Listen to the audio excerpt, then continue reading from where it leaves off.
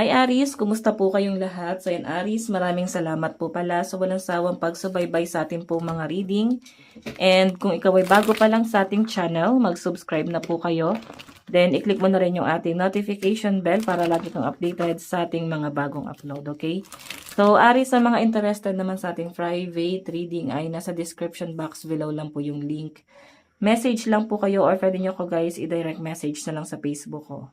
Okay? So, tingnan natin guys, ano ba yung mga possible na kaganapan sa inyo this week. Aries, Sun, Moon, Rising, and Venus sign.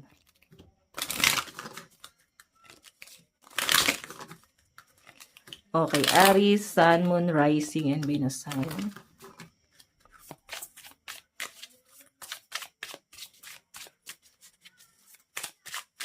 Okay.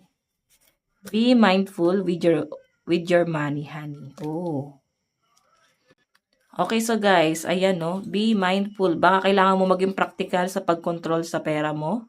Or, pera mo naman to pero baka maraming nakikialam, maraming nakikisawsaw. Parang ang daming feeling entitled dahil meron ka. So, basahin natin.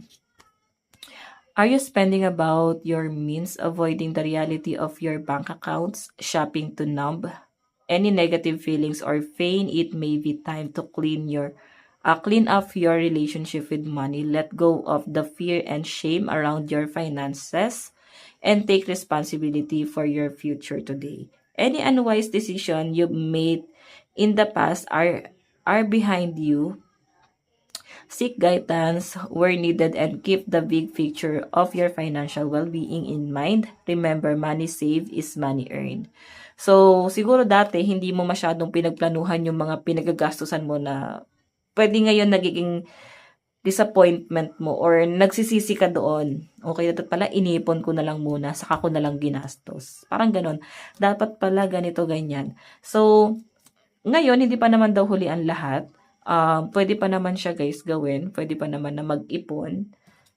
Pag-isipan mo muna kasi may mga unwise decision ka daw dyan.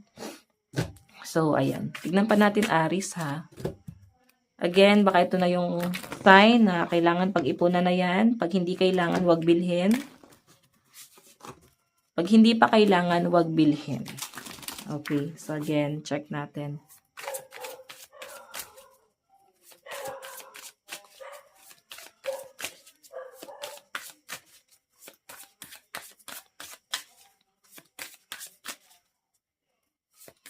Additional message para po kay Aries. Ano po yung mga possible na ganap sa kanya this week? Okay. Six of Wands. Parang gusto mo lumayo. Gusto mo mag-isip. Ayaw mo muna ng kahit na sinong kasama. Kasi parang ang daming challenge na nangyayari. Tapos yung nakikita ko dito guys. Gusto mo nang lumayo. Gusto mo maglakad-lakad, magpahangin, mag-relax. Okay. So, feeling ko ang daming stress na nangyayari dito. Ang daming ganap na kailangan mong i-overcome this week. Okay, so feeling ko kailangan nyo guys lumanghap ng sariwang hangin this week. Mag-isip, kumalma, baka may travel na paparating sa inyo or meron kang pag-iisipan dito na biyahe. Ayan o. So, tingnan pa natin.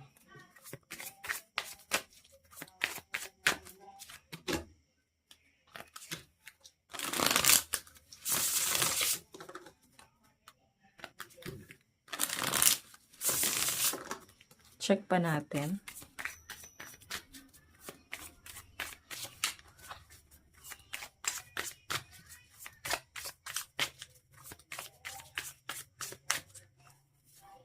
Meron tayong 5 of Wands.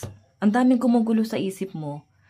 Feeling ko naman dito guys, yung problema, hindi naman ikaw yung may gawa eh. Nakikita ko mukhang mapagtiis naman kayo, mapagtimpi. Pero ang daming gumugulo sa isip mo, ang daming mong iniisip dito, something na masyadong challenging para sa inyo. Okay? So, nakikita ko nga na parang kailangan mo ng guidance this week or parang kailangan mo ng someone na magbibigay sa inyo ng advice. Yung tipong balancing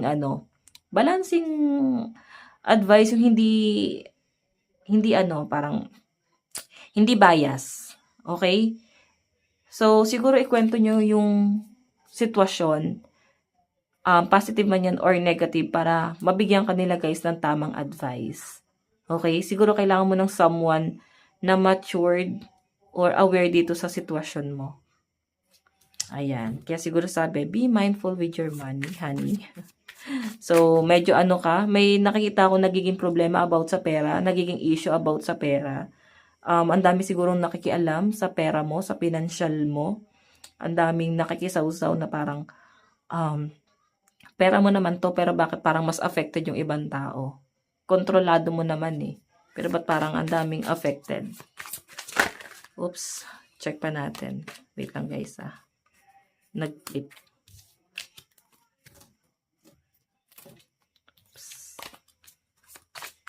Okay. Aries, Sun, Moon, Rising, and Venus sign.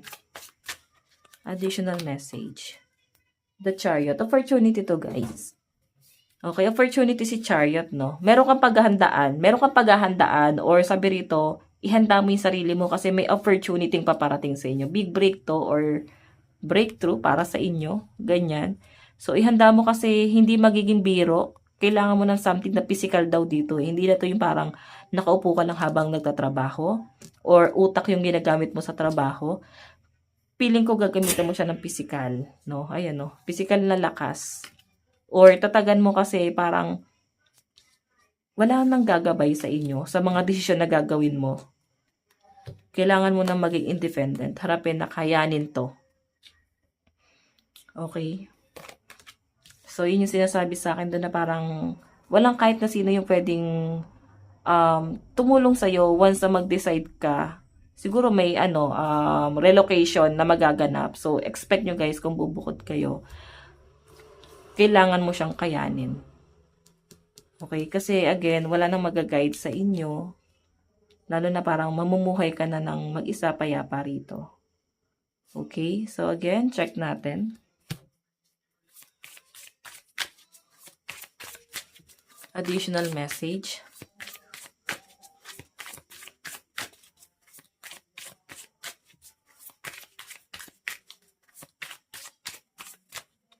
Meron tayong The Lovers. So, Aries, huwag kang mawalan ng pag-asa, no? Kung sa tingin mo lumalaban ka mag-isa, sa tingin mo wala kang kakampi, may someone ka dito na nakagabay sa iyo eh. May someone dito na sa pinapakita sa akin guys, ginaguide ka nito and nakasupport lang sa mga desisyon mo. Nagbibigay ng lakas ng loob sa inyo. Okay?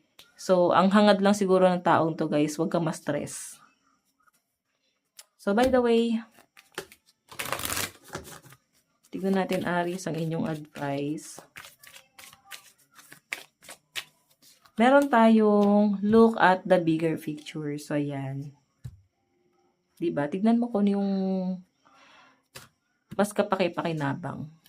Mas importante. Mas mahalaga. Huwag ka na dun sa mga wala namang naitutulong. Tapos affected ka. Diba? So, again, guys, ito lang po ang inyong weekly reading. Again, maraming salamat. God bless and love you. Bye-bye.